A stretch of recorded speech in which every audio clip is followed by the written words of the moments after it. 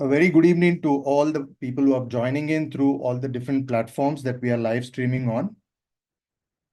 Welcome to the grand finale in our series of webinars, where we have curated webinars in line to our International Women's Day focus. And our purpose has been curating a webinar for every Wednesday of this month on different objectives. A very good evening to all the people who are joining.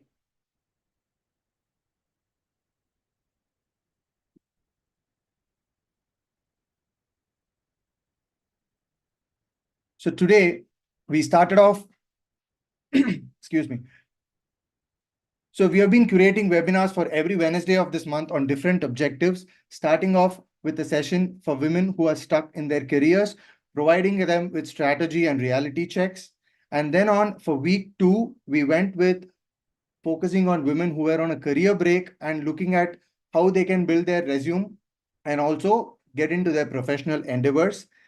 And the last week that we had the session was specifically for women leaders who are listening in to understand the tips and tricks on how they can climb up the leadership ladder. And all of these sessions had special invited guests and who shared their experiences and insights. And today we have the grand finale of our webinar.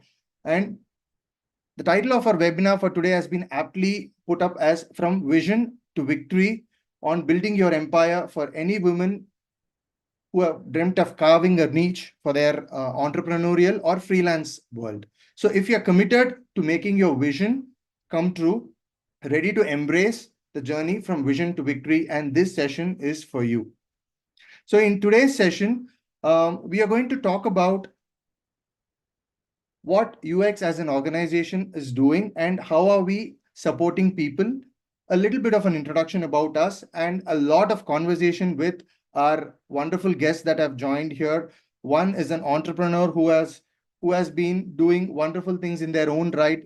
And the other person who is joining us today is a legal professional who is all here to demystify and help us understand a lot of questions that we have been holding back for a long time. So let's get started, and it's time to take action and start building on the empire with confidence and clarity. So before we go on the session, so there are some disclaimer, heads up, and everything in between. So we have in total of 14 slides from start to end, just to know, for you to be aware as well. And the session has a lot of instant polls that we run across for participants from across the spectrum to share their responses so that we understand the spread of the people that we are joining in. And if at all you have any queries that you have, so we request you to hold back your queries towards the end, and we'll open up a specific session for Q&A and where you can ask those queries. And if at all you find difficulties in holding it back, then you can always drop a message to the admin who will be curating it, or you can drop a message on the respective streaming platforms that you're joining in from for us to collate it. And also, just for the people who are joining in on Zoom, we are also live on LinkedIn as well as YouTube for people to join in across different forums as well. And lastly, for those who stay till the end, there's a special giveaway, and this will be very helpful for you in your professional endeavors. So without further ado, let's just get started. A little bit about myself before we get into the questions that we want to ask you. So my name is Charan, and I'm the co-founder of UX Consulting Services. So a little bit about what UX does is we provide personalized branding services to help professionals, executives, entrepreneurs to unlock their potential through tailored branding strategies. And I, as an individual, have an experience of over 15 years across different industries throughout my career. And I've had the privilege of delving into 10 plus different sectors, ranging from telecom, semiconductor, edtech, and so on and so forth. In my career, I've worn many hats, embracing various roles and responsibilities, ranging from customer success to business development to marketing and whatnot. And I've also had the privilege and the experience of running a few startups from the ground up. And my latest on that venture is the one that we are having today, the UX Consulting Services. And one thing that ties me through all of this together is my interest and love for content. So I have been engaged throughout content creation and consumption in my entire journey, where it is crafting compelling narratives and marketing strategies for businesses, or is it for creative and personal expression of it. I find a lot of inspiration in the world of content in my journey. A little bit about what we do. So in a nutshell, we work with these set of people. We work with people who are looking out for jobs in crafting their journeys in getting better at their job seeking endeavors. We work with executives, we work with freelancers, we also work with professionals, and lastly, we work with entrepreneurs, who are typically the target audience for today's session, along with the freelancers.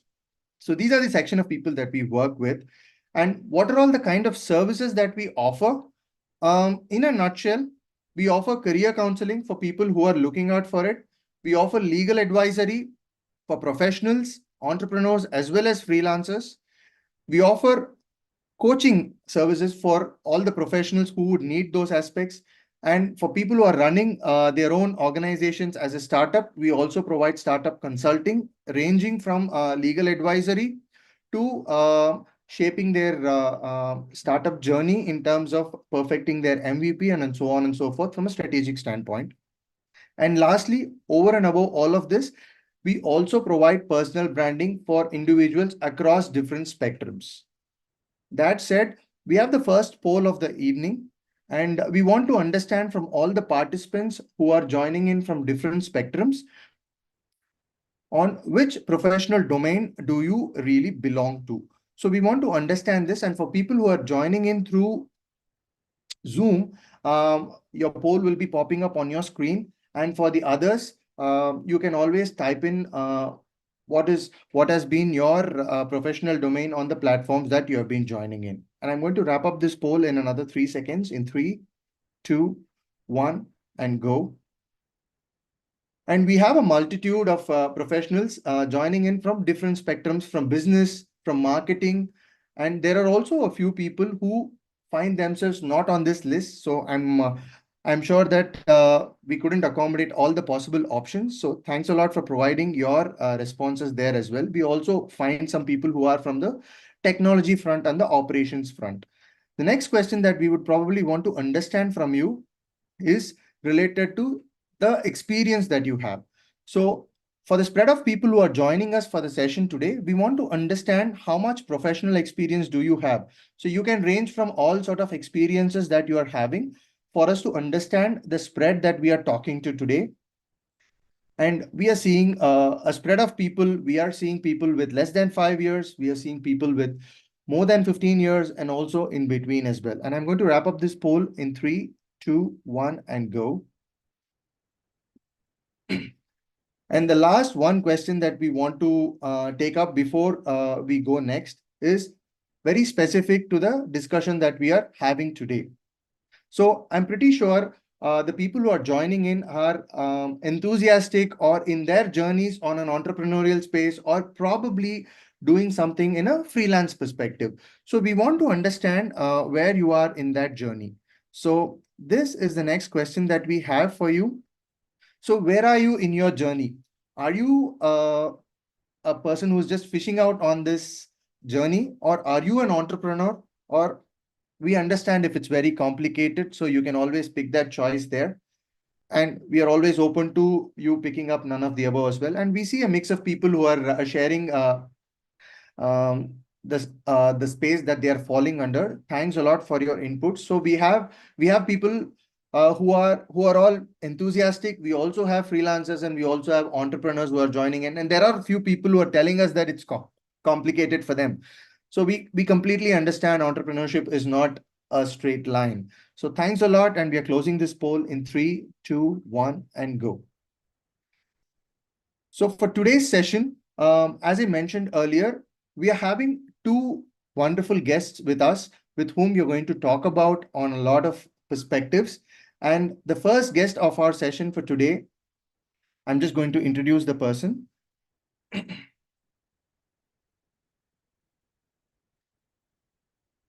It is with great pleasure and excitement that I welcome Manju Nikhilesh to today's session.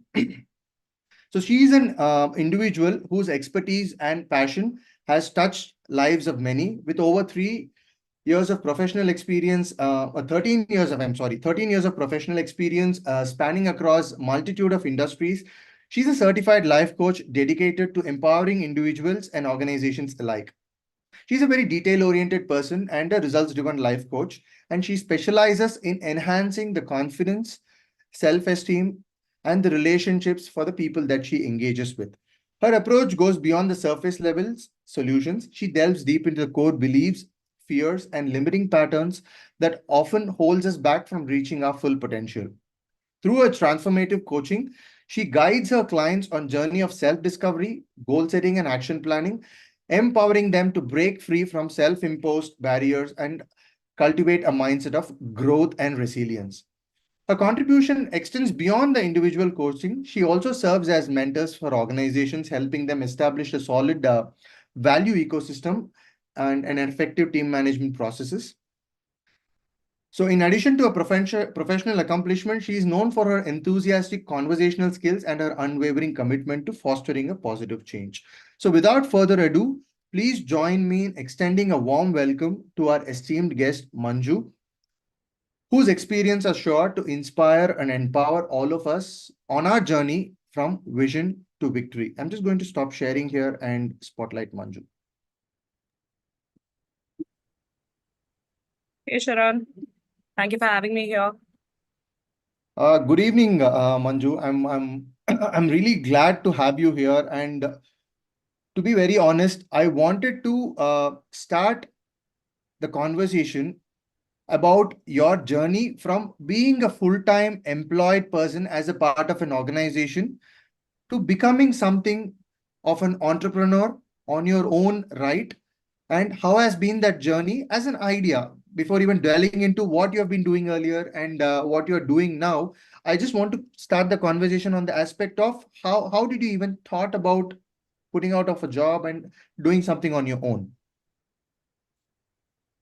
Okay, quitting a job and doing something of my own was always there on the cards. It was only a matter of time when did I finally have the courage to take that jump. You know, my career spanning over 13 years in 3 different industries. And every time I felt, this is it. I cannot continue to work here. I've always moved. And I moved to a completely different industry. But the last job opportunity that I had was with a startup where I worked with multiple founders. I was in operations. So I was helping the founders fine-tune their efficiency in terms of how they run the organization. And interestingly, that group of startups had 12 founders. So there we were operating with 12 different companies. And all of them were men. And I tried giving them a lot of ideas. And then I understood that I was good at spotting what was not working and what is actually working and how can I make things work. I finally told myself, I've always been putting away entrepreneurship, saying that, it is after 2 years, let me just get better and perfect.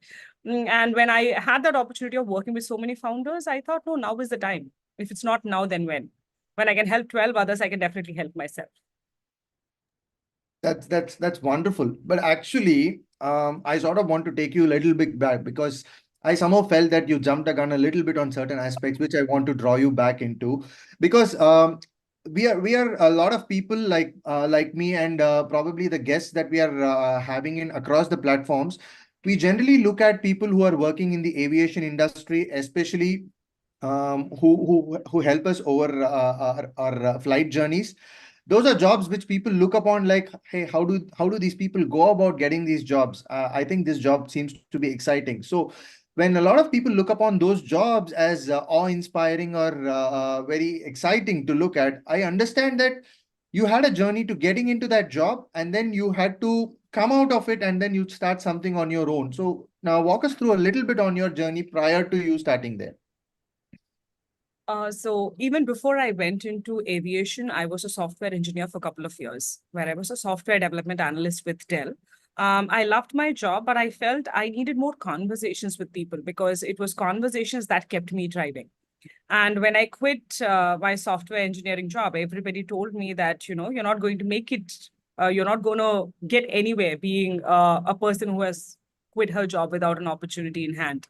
I just looked at my personality and I Googled a little bit. And this was in 2013, where, Google or YouTube is not as buzzing as it is right now, right? And I come from a very small town and I had aspirations of traveling. And I came from a middle class family where there were not much means to travel around, right? And traveling at that point of time was a very, very big thing. So I thought cabin crew as a profile of job would help me do both of it hand in hand, having great conversations at work at the same time giving me opportunity to travel.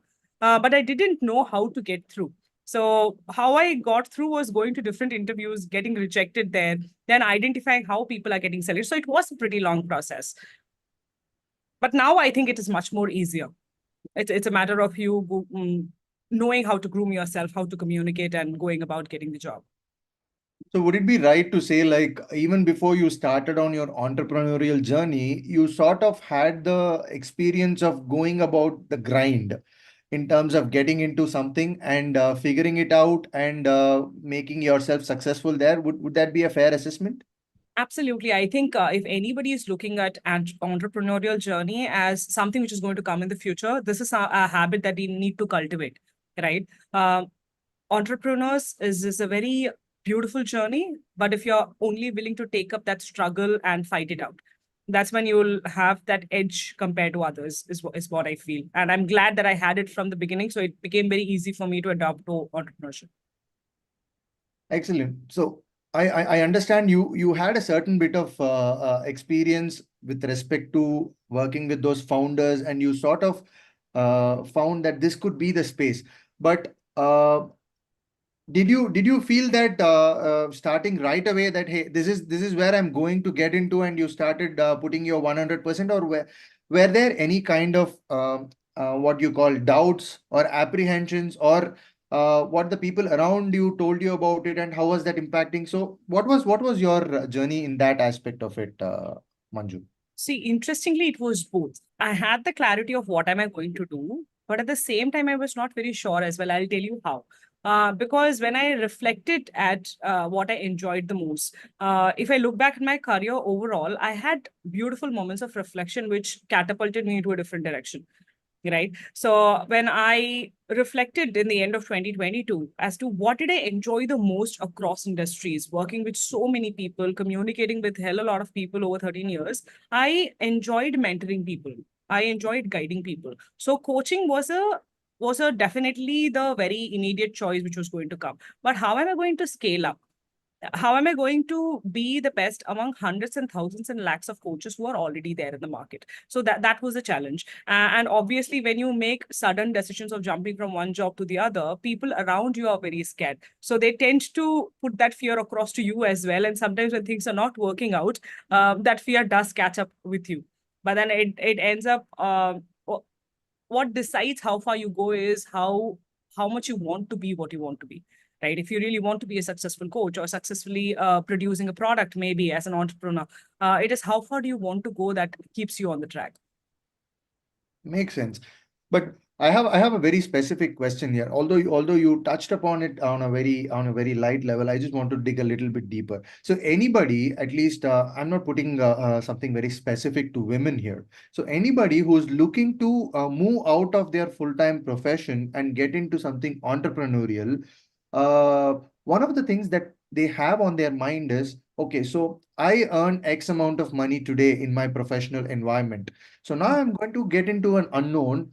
So I will not be very confident that will I be able to transition into the entrepreneurial journey where the X that I was getting here would be the X that I would be getting once I transition into my entrepreneurial journey. I would not be aware. I might be confident. I would not be aware. So in that case, how did you go about managing your confidence level on doing something and stopping it and coming out of it and doing something there? Okay, what really helped is I was aware that that transition from amount X to X is not going to happen immediately, right? But then if I continued being a working professional under somebody else, my salary might become, say, 10x, 20x, or 100x with years of me working under somebody. But the probability of that becoming 1000x and more than that will happen only if I become an entrepreneur.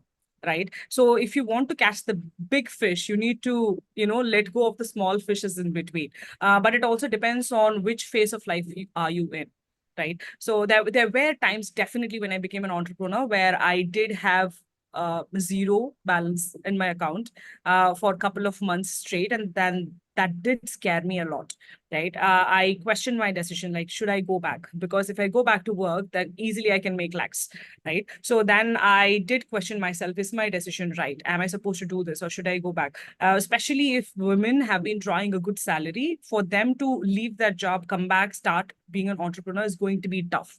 The only answer is be prepared.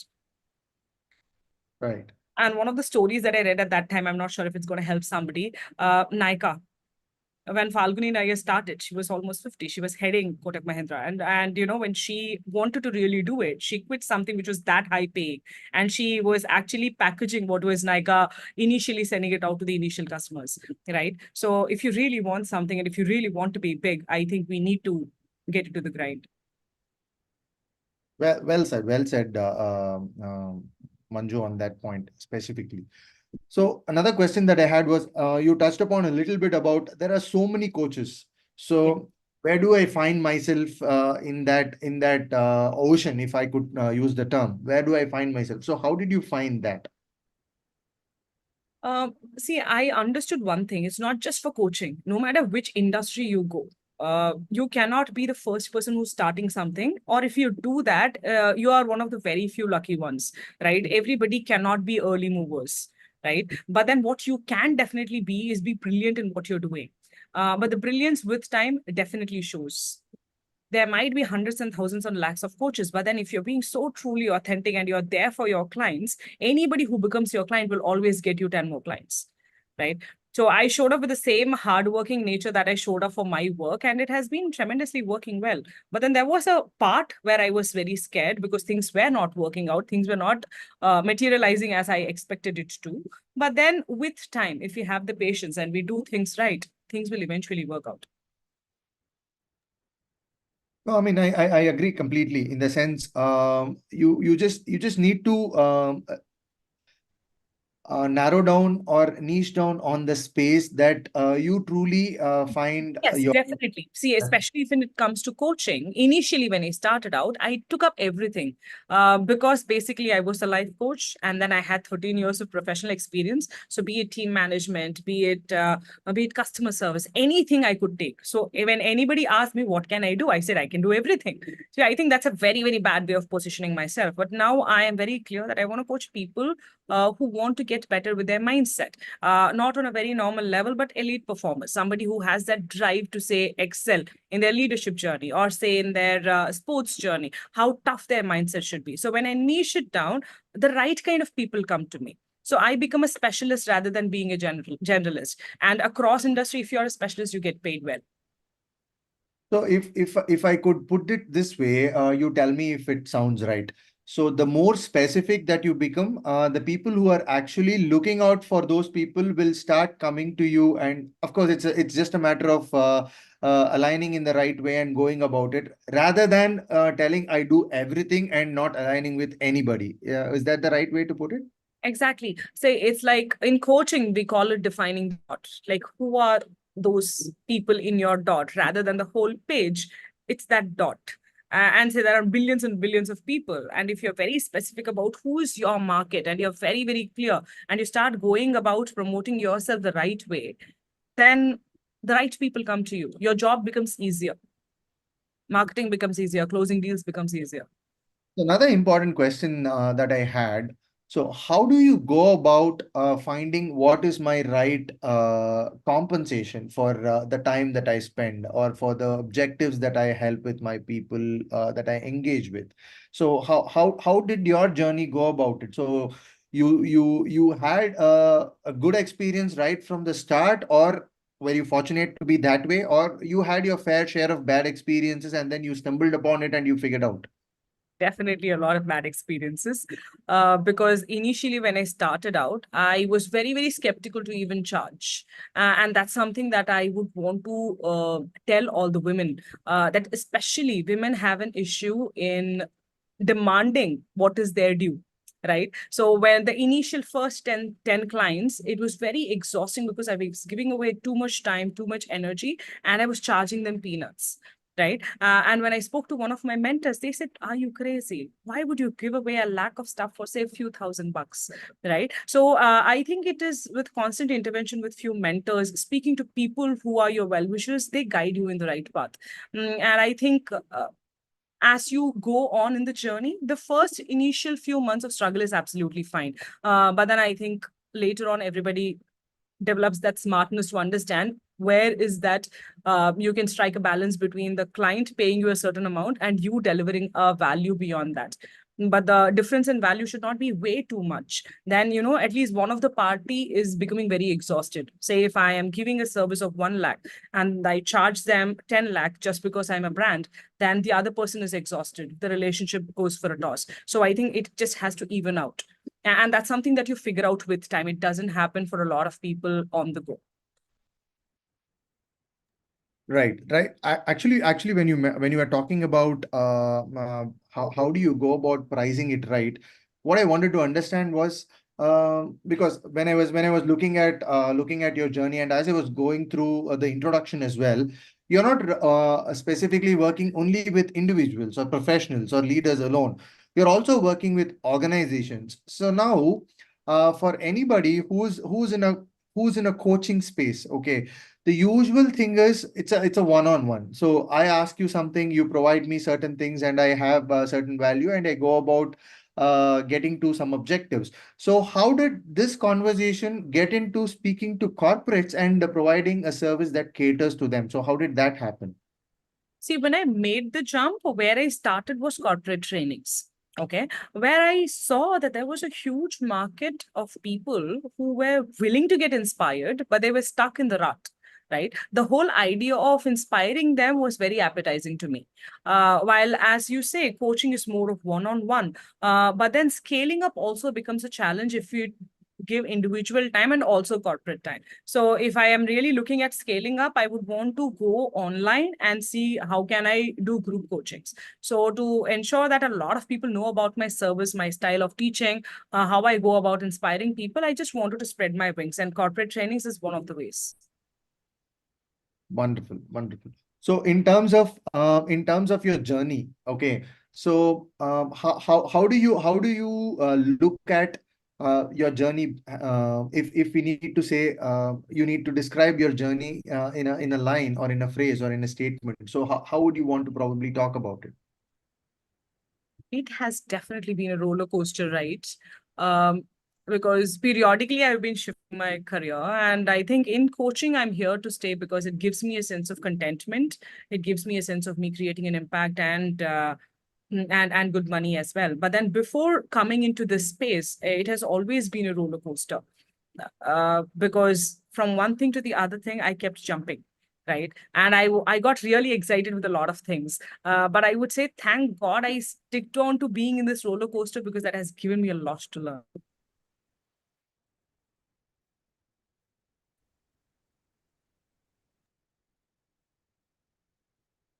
Wonderful.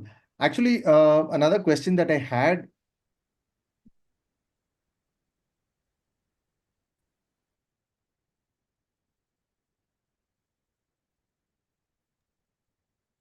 I think I lost you a little bit there, Manju. If you can come back Here, again on that. I'm here. I'm very much here. You able to hear me? Yeah, I can hear you. Yeah. All that I said was it was a roller coaster ride. I'm glad that I was in the ride and I stick to my course, and there's been an incredibly learning journey. So I have this interesting question. I think I'll have this as my last question for the time being, and then I'll open up the conversation with the other guest, and we'll reserve other questions towards the end. This last question that I had for you is, so especially you being a person who's coaching others on certain objectives, sometimes we also tend to feel that somebody does that from us as well. Preferably from a family side, or preferably from a mentor side. So has there been a yearning for those things? That's the question, one part of it, and the second part, how has that been serviced or satisfied? From the time I have gotten into coaching, I have been understanding a lot of emotional aspects of people, right? And I understood that I need to definitely have a coach all the time. It is not that I'm on a one-to-one, but I always have to upgrade myself, and I have always been in the guidance of coaches. Even at this point of time, I have a couple of coaches whom I'm working under, right? So how do you identify a coach? A coach always has to have his or her own coach.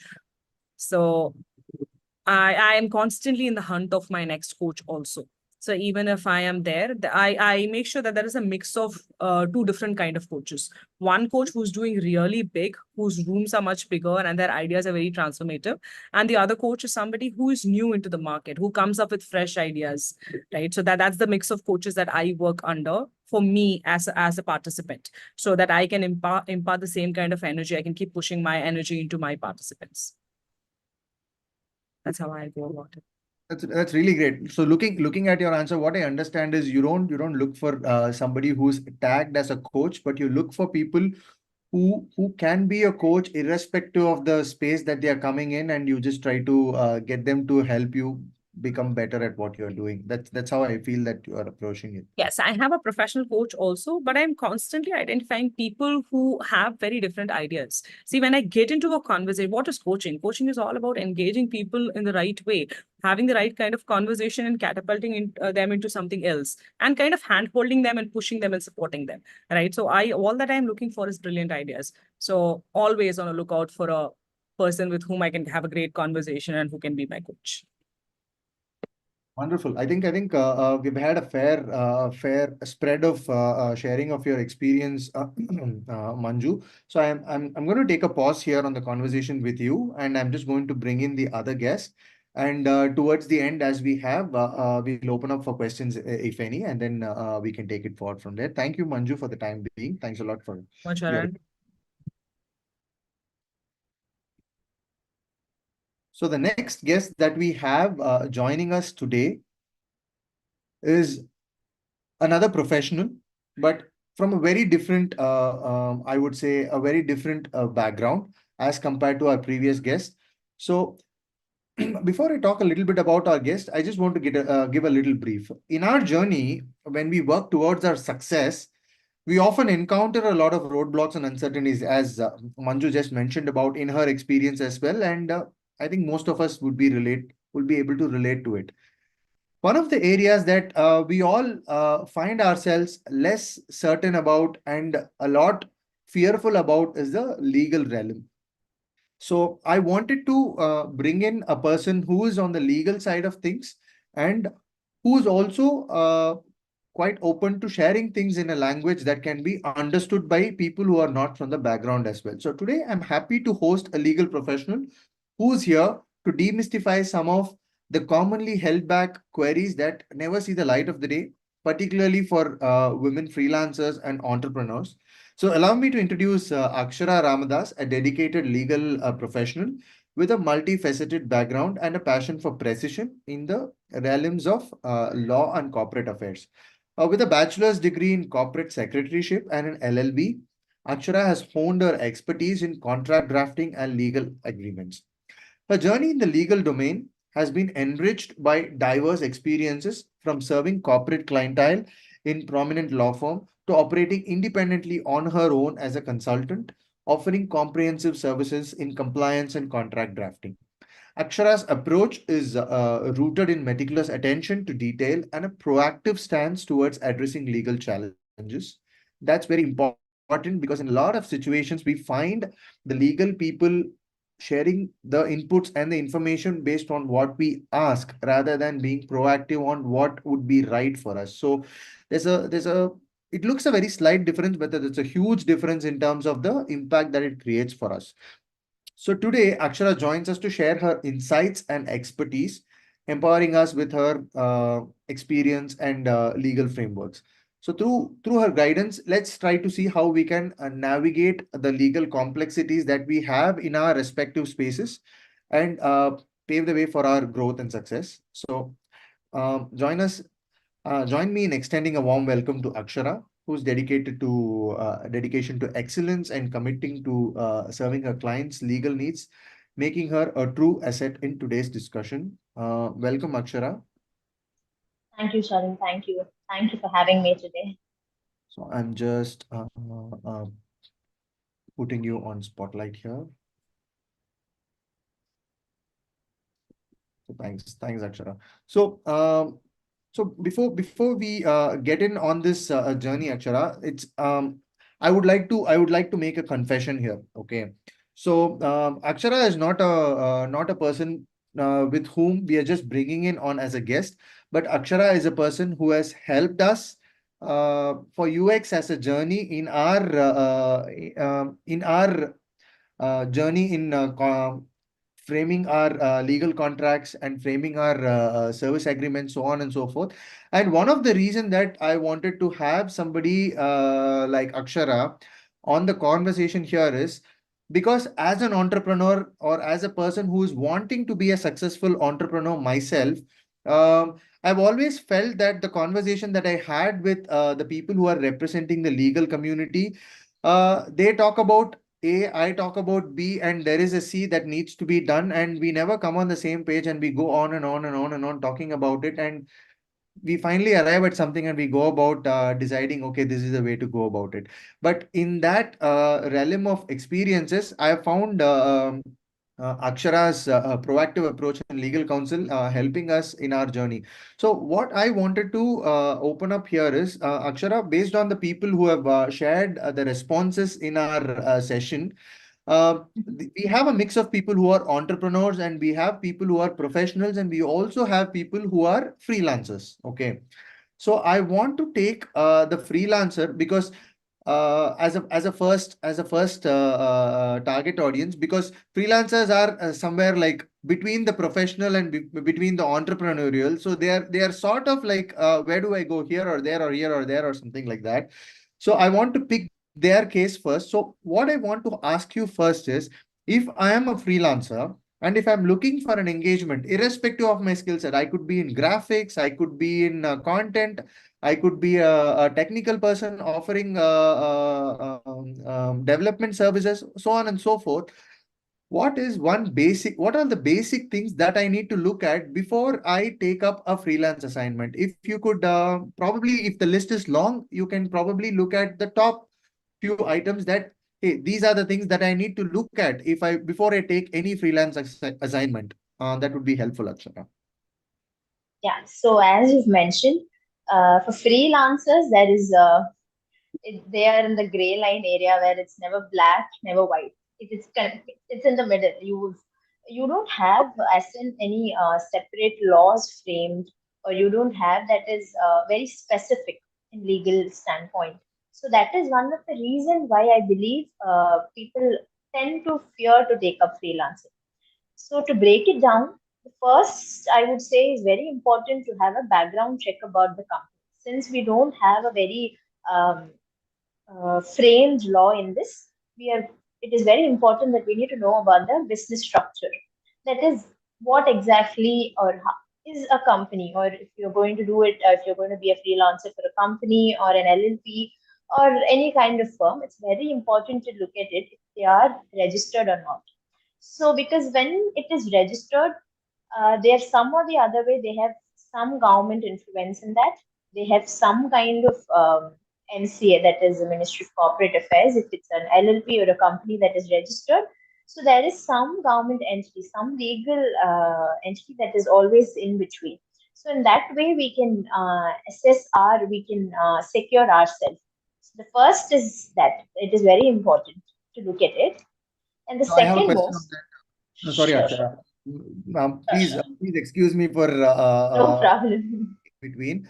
So I want to put myself in the shoe of people who do not understand MCA or LLP or Yes. limited, private limited, or so on and so forth. So how do I know that the company is registered? So if they have a website, do we consider that they are registered? Okay, so first, yes, you can know through website. You also have another MCA site. So if it is an LLP or a company, if it is a company or an LLP, for sure it has to be registered with the MCA. For other kinds of firm, sole proprietorship and all, they'll have other licenses. They might have MSME license and all. So that is something that we have to request them. So that is something that we need to request them. So when it comes to an LLP or a private limited, you have MCA website where you can just go put in their company details. You can just give OK, and that will give you a complete details of what the company is, when the company was incorporated, who are the directors. Everything will be in that. So that is primarily how you check whether it's a company or an LLP. So it's always better if it's a registered entity, especially in the MCA, being a company or an LLP, the safer side for a freelancer to engage. So let's say I do not find the information available about the company on, when you're saying MCA, it's Ministry of Corporate Affairs, right? So if I'm not able to find the information about them, so can I go ahead and not engage with that company? Is that a fair assessment, or is there something else that I can look for instead of the MCA? Is there an alternative to that? So technically, technically there are now the emerging startups and all are coming up, and a lot of them are also partnerships that are not registered. You can it may not be an LLP, it can still be a partnership. Maybe it is registered. Only if we get the partnership deed, we'll be able to see that, or we'll have to check with the register of company, which is a long process. That will not be possible to do. So the other thing that you can do is, if you're sure about that person, or if you're sure about that entity, you are supposed to enter into some or the other kind of contract or agreement. That is the basic need. That is the first and primary need. Without that, you should never take up freelancing. Without an agreement or a contract, irrespective of the rapport that you have with the client, you have to have a contract or an agreement. That is the base for freelancing. Freelancing is completely dependent on that. In case of any issue, legal issue, we can only verify it through that contract or agreement. If that is not there, So when you're saying, it's very when you're saying we need to enter into a contract, so this is entering into a contract with the company, correct? As a freelancer, that I yes. enter into the contract. So does this contract include the aspects of our scope of work, the cost at which we are going to perform the work, and the timeline and the duration, or all these things as a part of a contract, or is it something else? So contracts and agreements are vast. So it is very it depends on who is drafting, and it depends on the terms between the client and the freelancer. It is completely subjective. So as a freelancer, it is important for you to take couple of steps to ensure there are certain clauses that are pre-mentioned for you to be safer side, for you to be in a safer side. So there are contracts and agreement, generally people, I don't think I've seen a lot of people just signing. It is very important you read each and every clause and understand. So there are because contracts do not have a specific format, as in they have clauses, yes, but there is no requirement that those clauses have to be there compulsorily. It is completely on the terms that we agree upon. So it is very important, as a freelancer I am supposed to see what are all the clauses that are mentioned. As you told, we generally have scope and cost and payment. Those are all very general clauses. But for you to be legally on the safer side, there are other multiple clauses that you are supposed to focus on. Okay. So I'm just going on from a little bit from freelancers and a little bit more into entrepreneurs. Okay. So as an entrepreneur, I'm taking the same example here. As an entrepreneur, when I'm looking at doing a business with another organization, what are all the things that I need to have for them to consider providing a project or a requirement if I'm working on a requirement basis? So what would be the things that would make me look appealing to another organization to engage my company? What are all the things that I need to have? Yes. So it is important. So what we said for freelancer, it is vice versa. So for a company, when a company or an entrepreneur is starting a business, it is important that they possess the required licenses or required registrations. That is very important. So taking up registrations or licenses, they are very vast. So it completely depends on what is the nature of business. So if you have to, so as a freelancer, when I am looking into a company, whether it is registered or not, as another company who wants to engage an entrepreneur, I will also look at that. I will definitely look how genuine that entrepreneur is, how legally, because freelancing is different, but when you come into entrepreneurship, you have a lot of responsibility from your side. Legally, you have a lot of responsibility. As we spoke on company or an LLP, you will have yearly filings, you will have yearly compliances to be doing. So if you're not compliant in your business, or if you're not compliant, that will become a big red flag for the entrepreneur. That is very important. You have to be legally highly compliant. Okay. Okay.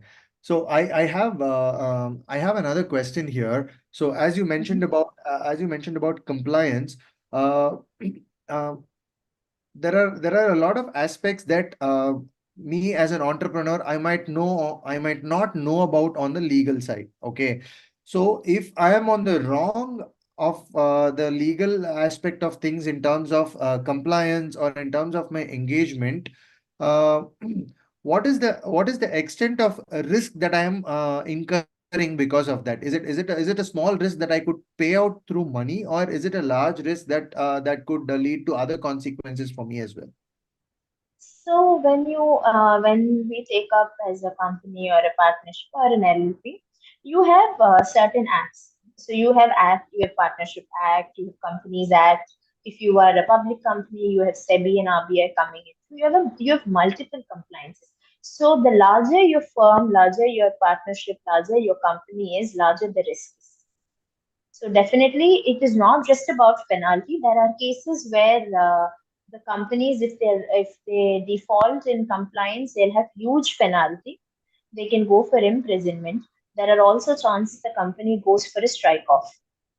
So the risk so it is very important when you are becoming an entrepreneur, you should always have a legal advisor, or you should definitely have a CS. A legal advisor and a CS is a must. So only through them that we can. So nowadays, going through this YouTube and online, I see a lot of them just getting registered. So they don't understand there are multiple types of registrations that you can do. So all of that you can only understand when you actually have a legal advisor. So as for your question, it is not just money. So it is a lot of damage that happens. Penalty, imprisonment, and strike off. So it's and then you will have a red flag already in the company or the from our government side. So if that happens, if you want to expand more, you will always be on the watch. So all of that is a risk, definitely. Okay. So I want to take up another question, which is specifically not in the context of the today's target audience, like the freelancers and the entrepreneurs. One question for working professionals, since we have you here. So, what is the kind of importance a working professional need to put in the focus of reading their offer agreement or work contract in the context of accepting a job? What is the kind of importance that one has to put on that, or what are the risks that they would potentially be open to if they don't put the right set of focus while signing up a work contract? Because generally when people go about signing up a new job offer, it'll be a bunch of 15 to 20 pages, or probably 10 to 12 pages, and you'll just go about signing the dotted line and send it back, and the HR will be requesting you to provide a signed document in half an hour or 1 hour or so on and so forth. What are the risks there if we don't put the right set of focus there? So this, as you told, this I've seen in a lot of freshers who are not aware of what exactly an employment agreement or a contract does. So that is basically their primary document for getting into that company. So when you sign a contract agreement, the only thing that we as the current generation, currently people are looking at is the scope of work, what is their payment terms. That is the only two clauses they're focusing on, and those are not required to be focused because you will always have an offer letter. So all of that will definitely be in an offer letter, which is a smaller document. So when it comes to an employment document, you're supposed to focus on all other areas. For example, you're supposed to focus on conflict of interest. You're supposed to focus on your confidentiality, because if for taking up confidentiality, if in case there is a termination, if you are quitting the job, you are supposed to, there are clauses where you will have to maintain the confidentiality for the next 5 years. So what happens if you're going in a competitive firm again, if you're joining a competitive company and you tend to spill it out, and if they find it out, it's a big it's a big bar on your career. So you have to focus on your confidentiality, conflict of interest, non-compete. What is the dispute resolution that they are? Dispute resolution is basically if in case there is a dispute, how exactly are they going to resolve it? So termination clauses. What is your responsibilities? So there'll be representations and warranties. Sometimes it might not be there. But it is very important you focus, apart from the scope and payment, you're supposed to focus on all other areas. Definitely. Wonderful. So I think each of the each of the areas that we talked about for freelancers, for entrepreneurs, and also for working professionals, I think it's a whole Pandora box in itself that we need to deep dive into. So for the context of time and the today's session, I'm just going to stop it on this point because we have around 5 minutes with our time. So I'm just going to open it up for any questions that we have. Probably we can just see if there are any questions that we have on this platform. We have a few people who have joined in here. And also I'll also look on any other questions that have come up from the other streaming platforms as well. So the questions are open for both Manju and also for Akshara. So to understand if you have any queries. So yeah, I'm just keeping it open.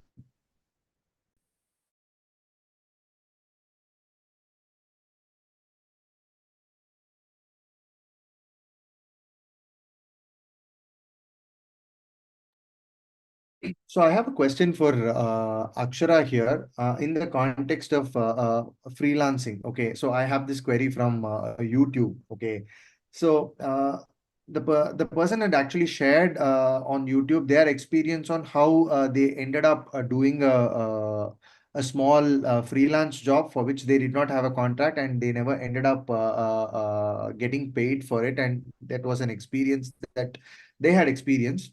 So my question here is for people who are starting out, or people who are not so aware of these things.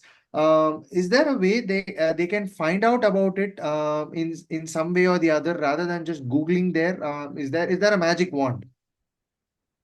So law is very different. Unlike any other profession, law is very different and difficult and vast. So unlike just Googling it, yeah, nowadays you get a lot of informations on YouTube, you get a lot of informations on Google. So definitely for a starter, when you go, whatever you do, you generally start with our own research, right? So it's very important to start that way. But if you ask me if there's a magic wand to no, I think you have to connect yourself definitely, at least for a consultation session or with a legal advisor to know what exactly they have to do, at least on the starting stages. If they are, as a freelancer also, it is very important. So people think only when you take up a business or when you have a company or a partnership or a business, only then you're supposed to have a legal advisor or anything. No, so the more you have a someone who has, I think the previous speaker spoke. No matter what, you'll always have a coach with you. It's very important. It's the same. It's very important that you have someone from a specialized area to always back up for you. And yeah, if you don't have a contract, it's very difficult. You won't get as that is why it is very important you have a contract or an agreement. So if you ask me if there's a magical wand, I don't think so. The magical wand is a lawyer at the end of the I day. think so. If I can put it in a different way, the magical wand is subscribing to a lawyer, just like subscribing to an insurance policy or subscribing to your Netflix subscription. So you just subscribe to them, and the moment you need, you don't go helter skelter looking for where to find, what to find, how to ask. So you just subscribe to somebody and be connected with them, and then just like your family doctor, I think you need to find your the most trusted family legal counsel is probably the way to go about it. Exactly. So Exactly.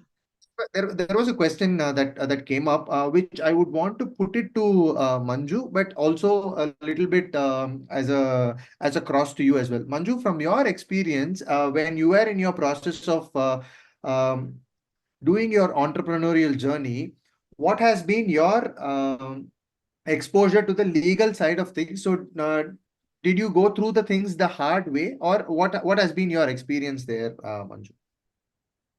See, fortunately, when I was freelancing, when I started out before registering the company, everybody who said they will pay had fortunately paid me.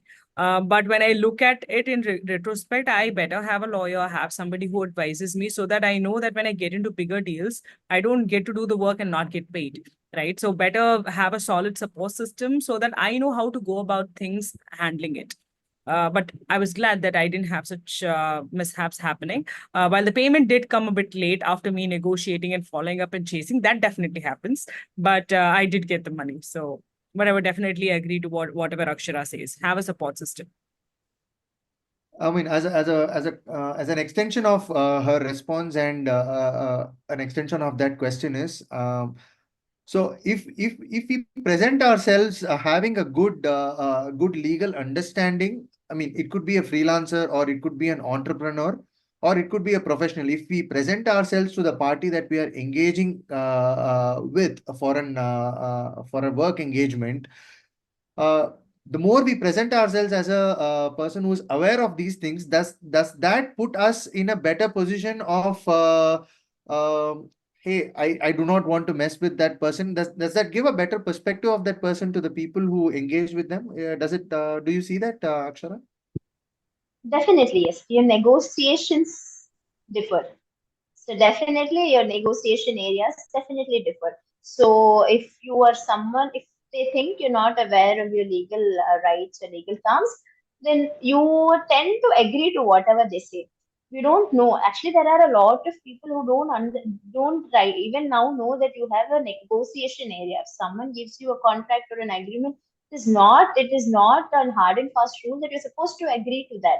You can always negotiate with them for the terms. Even it is possible in employment agreement. Not many know about it. They think, okay, it's an employer who provides me with that agreement, I should accept that. Not necessarily. Whether it works or not is secondary, but it is very important that we can write back to them stating, I have this concerns, this is my terms of negotiation. We can always get back to them. And I have seen in a lot of surprising areas, they have always come back, they've accepted because when you know your legal rights and your legal areas, they respect you more as well. So your awareness, you are more aware of what you are getting into. So that definitely has it adds as an advantage and value for your negotiation area, which is very important. You should always negotiate when it comes to your terms. People only take negotiation in terms of payment. No, that is there, but it is very important. Other terms are also there for negotiation. So to sum it up, the more we ask questions before we get into something is always better for us to make a decision whether we want to get into it or not get into it.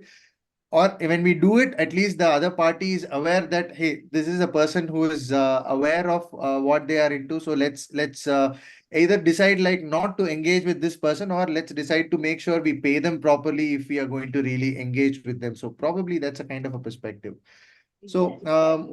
one last question. Probably I just want to ask if Manju has anything to ask to Akshara today based on her experience as an entrepreneur, so that an entrepreneur to a legal person could be the last question that we can have it for today, and we can just wrap it up. Is there anything you have, Manju, to ask Akshara at this point of time?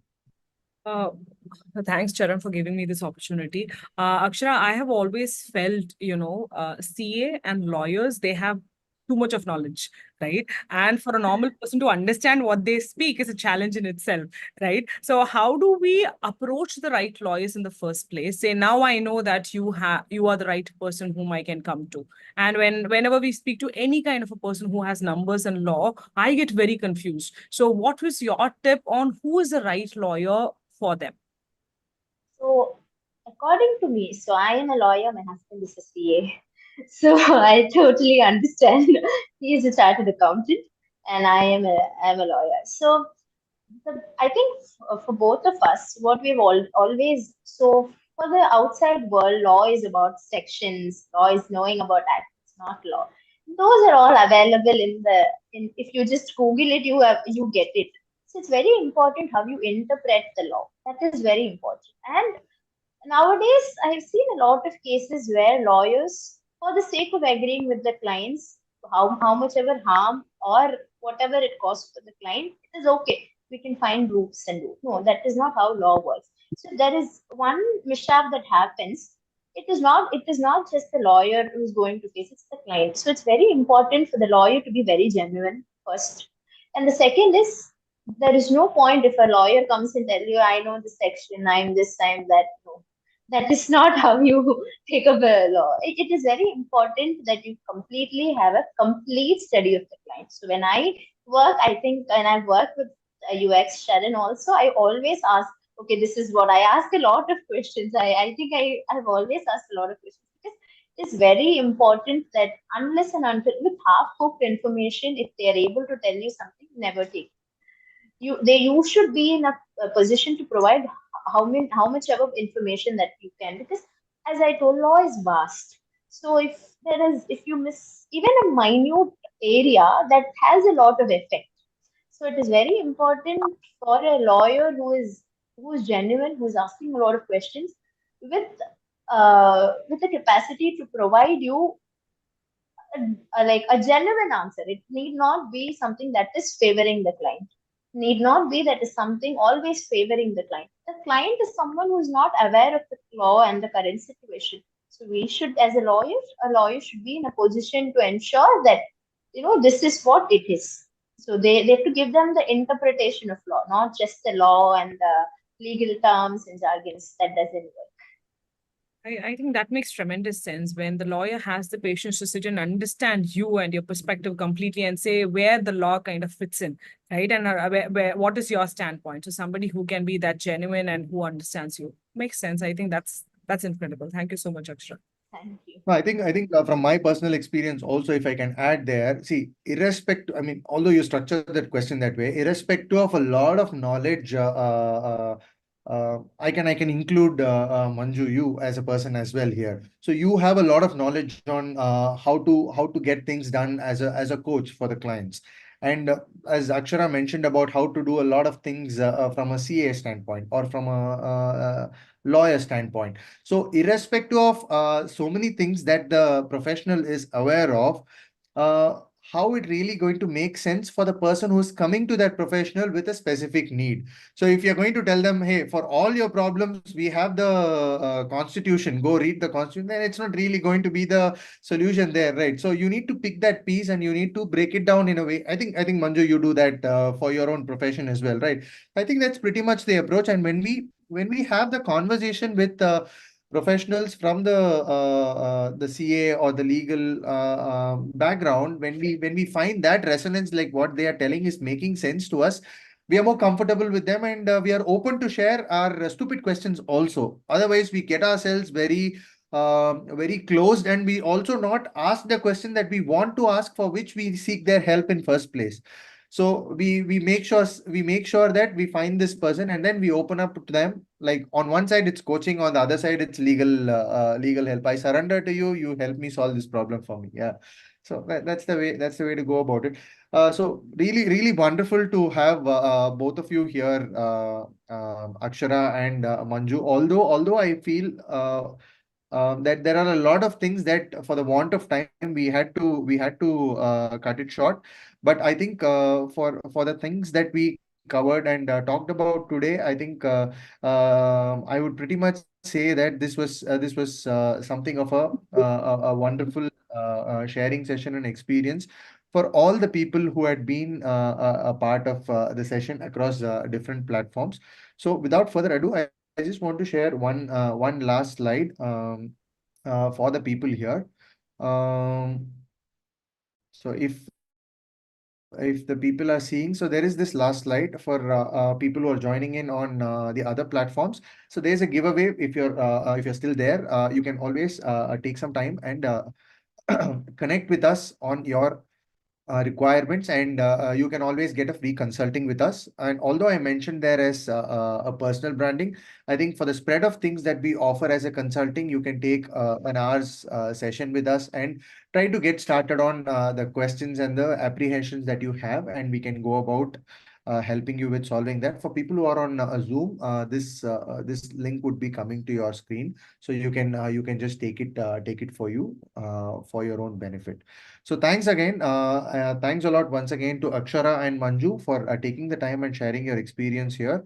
For all the people who have joined across different platforms on LinkedIn as well as YouTube, thanks again, and thanks for all your comments and questions that you have shared. Thanks again, and have a wonderful evening. Bye-bye.